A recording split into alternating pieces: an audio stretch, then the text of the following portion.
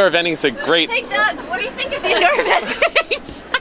So Jesse's medals here, they're really pretty heavy. I think the indoor eventing is a great competition, and in a venue like this with the number of spectators that we have and really access to a lot of people that really have no idea what horses are all about. So it's really a great, very exciting thing for everybody, and it's great how the crowd is involved, and the show does a really, it's really well done that they're able to get so much exposure for the sport, and if it brings a couple more people in, it's well worth it. What do you think, Di?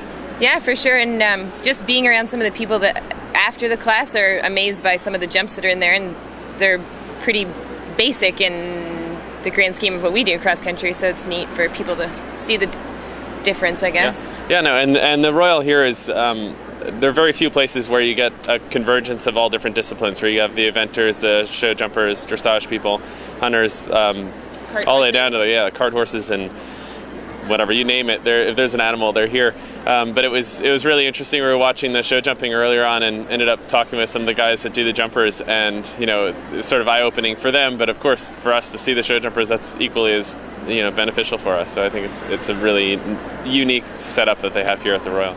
Yes, Doug, tell us about last night for you. So my performance last night, Let's start it off with, he was riding a show jumper. Yeah. So basically, last night was it went all right. There were parts of it that could have been better. Yeah, no, all the big horses are actually on vacation right now, and so had a very good jumping horse that we've got up here that I figure, we'll give it it's kind of a crapshoot, so we'll give it a shot. But he's basically just a show jumper.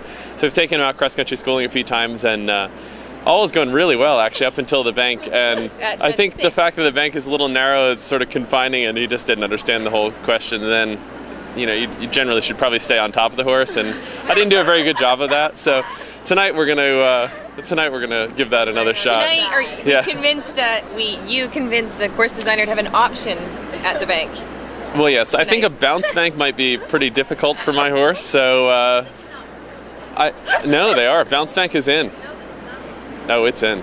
That's what Big D said last night. Yeah, and there's a bounce bank, but it'll have a 4'9" like a option. big vertical as an option for it. So I'll be taking the option on that one, but looking forward to it though. I mean, it really is an excellent horse, and he just came a couple months ago, so he's got a great future ahead of him. So.